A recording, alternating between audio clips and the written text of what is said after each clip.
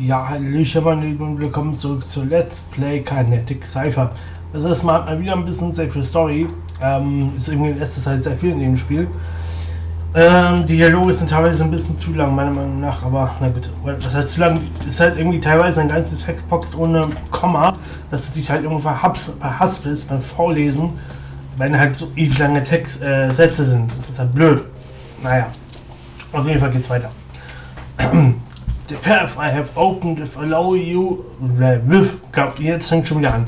I have opened will allow you to travel to January. I've also managed to tap into that ideal Titan's path as well. Oh. So, dann kannst du noch. Ja, das ist super. Jetzt habe ich natürlich gerade keine. Was denn kostet? Ich mache nur kurz ein bisschen Papier holen. Bis gleich.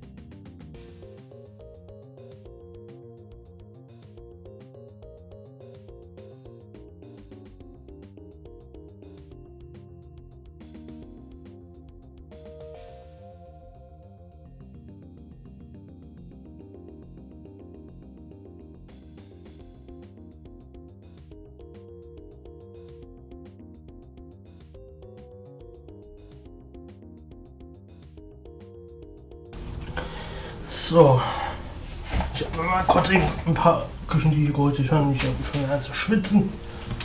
So leicht, weil es hier warm wird drin. Habe jetzt auch mal das Rollo, die Markise, nicht das Rollo, die Markise ein bisschen nach vorne getan, damit die Sonne nicht so ganz so reinplatzt. So, also. This means we will be able to use the new path to go to Callisto or the Tower of Valor at your leisure. Please don't hesitate to see me if you ever want to change party members. Thank you, Caspian.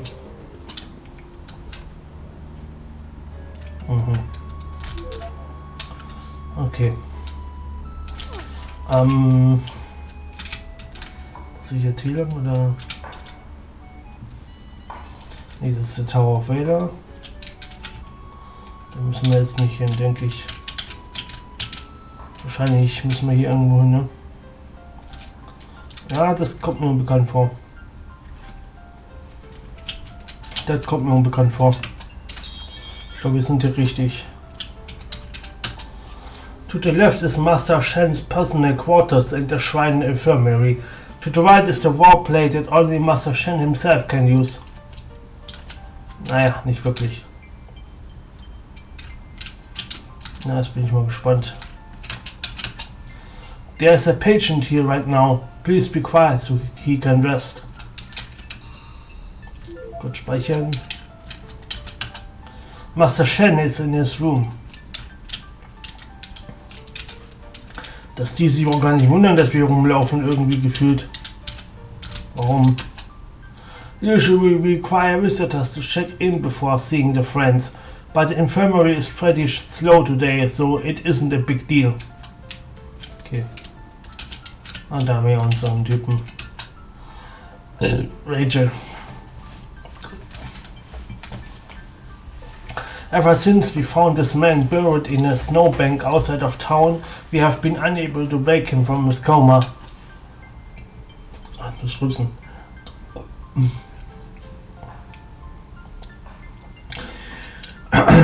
The only word we have been able to get out of him is a girl's name, which he keeps uttering through his delirium. Do you know anyone named Herrn?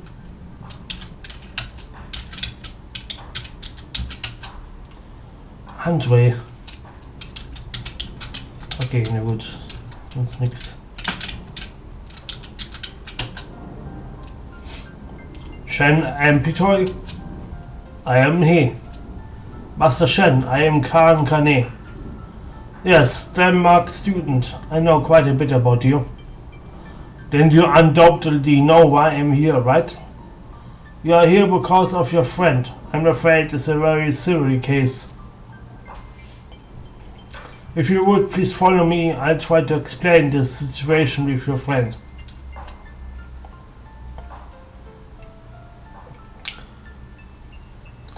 Andrew suffered from an almost unformable psionic shock. It's as if someone were carrying him through the ground realm and then suddenly dropped him. I think that might have been what happened. Can he be cured? Not by any modern healing method. All of my best treatments have failed. So you're saying there's absolutely nothing that you can do for him? This is by far the strangest coma I have ever seen in my life. Then again, I don't have much experience with psionics. Karen, it's pretty obvious this man isn't skilled enough to be traveling through the Quarry realm without a guide. So the only explanation is that someone he was traveling with decided to abandon him there, with nothing to tether him to reality. Herrn Crystal? Yeah, Selena's top student. I'm not entirely sure I understand. Why would Erin do something so awful to her ally? I don't know. That's why we are trying to investigate. Can't this bullhead kid tell us something if we find a way to bring him around? If Andre were to wake up, he could most definitely shed some light onto the mystery. Say, Karen, have you ever been to Gaia's Island? Gaia's Island? That is my home, the place where I was born. I have lived there my entire life. Yes, we have been there. Why? Gaia's Island is a prime breeding ground for certain types of single-celled organisms, tiny bacteria that cannot survive in civilized areas due to the pollution caused by the human race. One such bacteria is very useful in creating a germ culture that, properly prepared, can be used to create a very potent medicine, potent enough, in fact, to kill a normal human.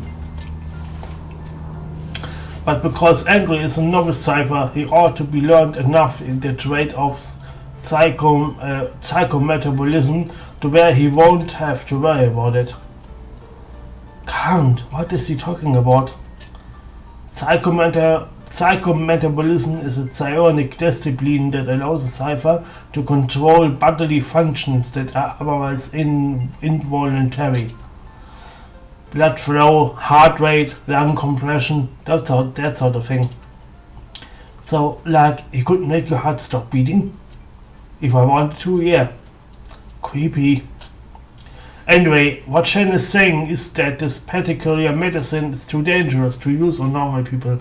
But since Andrew can control certain things in his body, most people can't, he should be alright if the medicine is administered.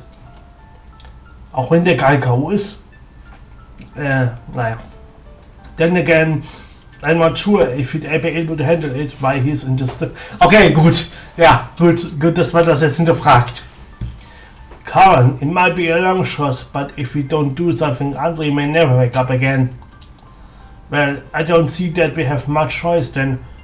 Where do we have to start looking for these germ cultures? There are 3 different cultures I would need. The first grows in the forest where the sun never shines. The second lives only in the foothills of an active volcano. And the last lives only in the bark of the tree of life.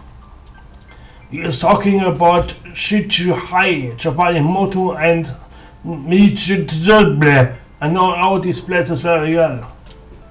Bring me those 3 cultures and I'll start to prepare the medicine. Okay.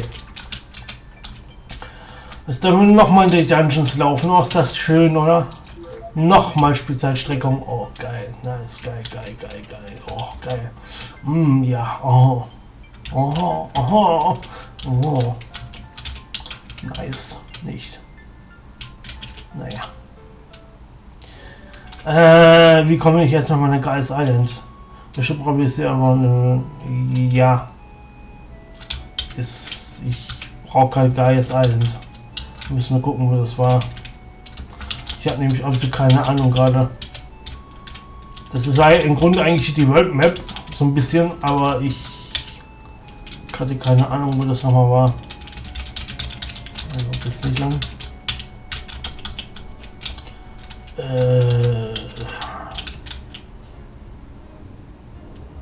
Halbe Schwein, sind wir hier richtig?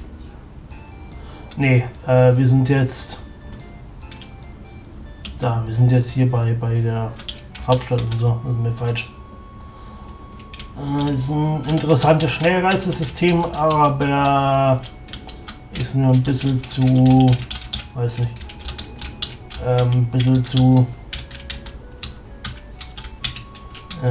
ja, weiß nicht, den Weg zu finden ist halt extrem beschissen. So, das hier, was ist mit dem Netz? Nee, sind wir noch nicht richtig. Wie sind wir doch? Noch auf Augen oder so, ne, glaube ich. Wozu viel war nochmal der Quali-Schrein von Guy's Island? Bin ich gerade total dumm? Ich finde den einfach nicht. Das ist doch schon wieder dasselbe geblieben.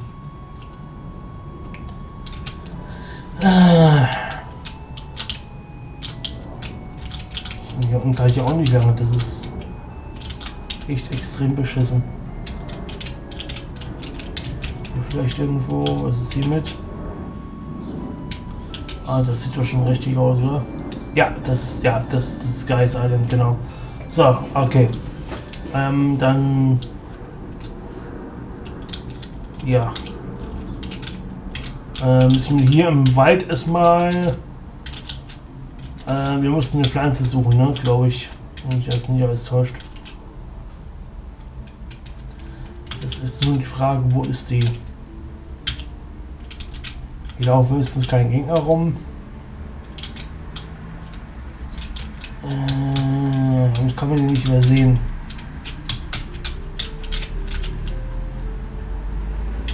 Das ist ein Sailstorm.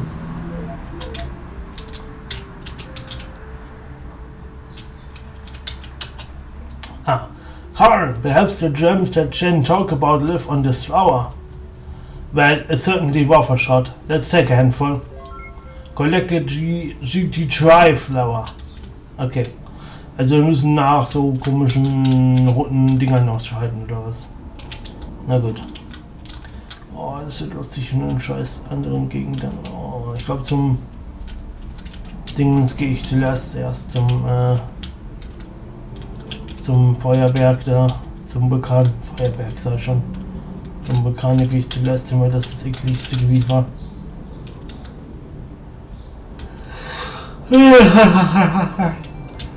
So. Dann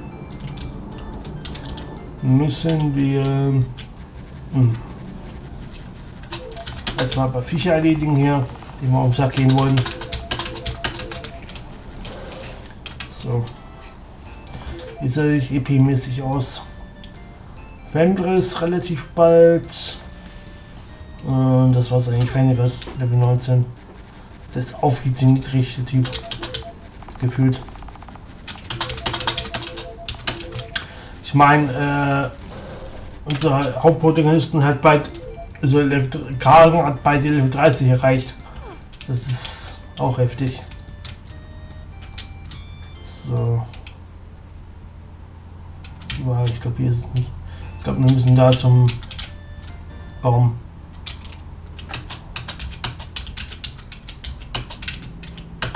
Oder auch nicht. Ach, jetzt.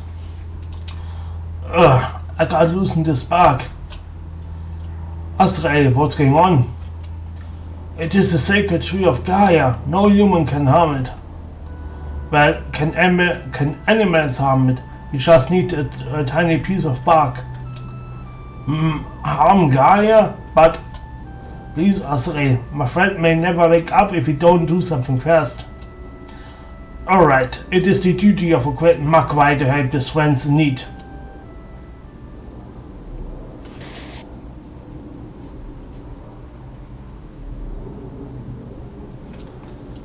Tree sprite. Who is that disturbs the tree of life? Oh, who's the flowery fairy chick? Show some respect, you ignorant fool. We are standing in the presence of an avatar of the Holy Mother herself. Is this Gaia? Yes, I am the mother of the earth. I am the one the animals call Gaia. Azrael, O noble beast, who has been blessed with human speech, tell me, why are you clawing at the bark of the tree of life? Forgive me, Holy Mother, but a friend of ours is ill and requires a piece of blah blah to be well again. Oh, I didn't think that humans believed in the folklore of animals. Actually, we are going to use a bacteria culture that thrives on this tree to create medicine that will heal my friend. You silly humans. You have a logical explanation for everything, don't you? Please, we don't have much time. Without this tree bark, my friend might never wake up from his coma. Karen, yes, I know about you and your friends, the Ciphers. You spread war across the world, attempting to coat everything in a thick layer of blood. You want to destroy the country of January and strike terror into the souls of our enemies. No, that isn't my wish at all. I'm trying to stop a war. The Ciphers from a generation ago have all been disbanded. Now I belong to a very small militia run by a peace-loving man who is devoted to his students and to his work. I see.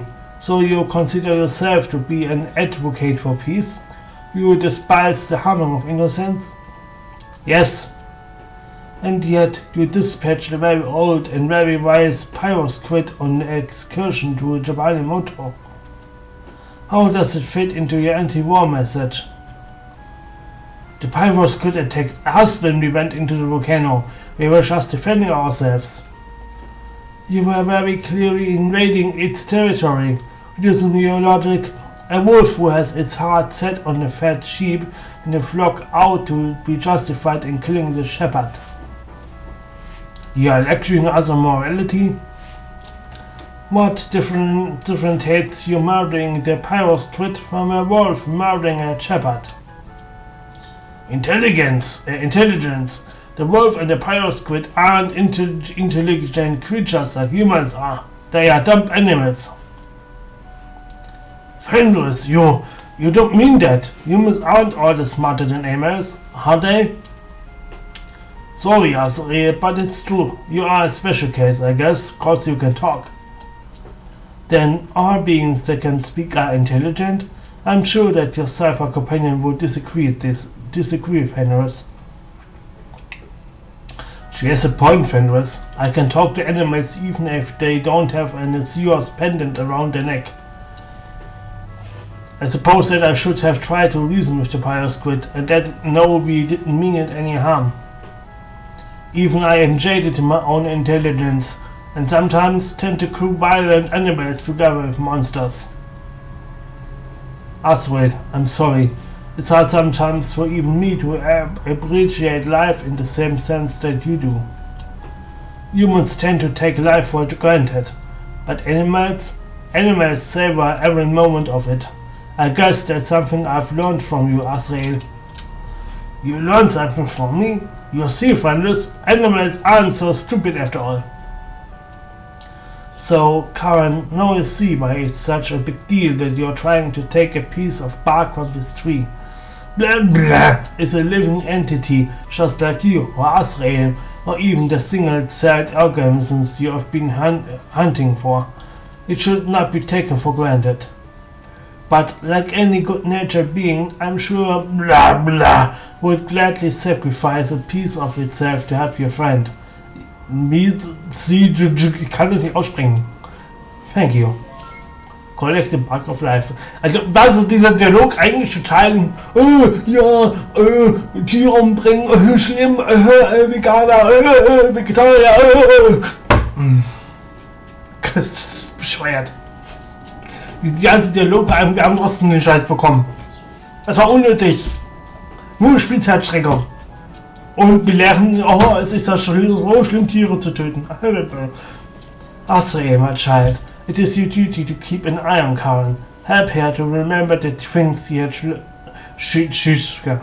has learned here today. Holy mother, I will. You have my word of honor as a great Magpie. You are a Monsieur, aren't you? A Monsieur? Yes, I'm sure of it. Talking to you gives me the same feeling as talking to Rice. And just like that frogman in that image Celino sent to me, you are a Monsieur, and to let the animals here believe you are some sort of god. Many of my brethren have studied nature and turned to science, and have forgotten the simple pleasures in life. Animals, like humans, need something to believe in. What is the harm in that? It's delightful. Tell me, Karen, do you think it's a coincidence you and your allies washed ashore here at the spot after your shipwreck?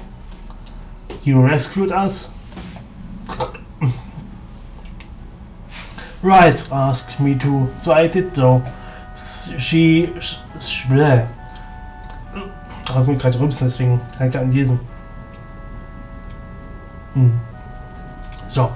She sees something in you. She sees something in you. Blah. It's a viele S. Something I admit that I myself don't understand. But now that I know the truth about you, how can I allow Asrael to continue believing you are a god? Each day that he journeys with you, Karen, Asrael grows more and more enlightened. Soon there will come a day when he no longer needs me. It's the same with you, correct? You awoke one morning and realized you are no longer needed, the god you had been brought up to believe in. One morning, a higher power no longer served a purpose for you. I learned to have faith in myself, in my friends, and Celino. I guess there was no room for me to believe in God. And so it shall be with Asrael. He will one day realize that his faith is hollow and look for more substantial things to cling to.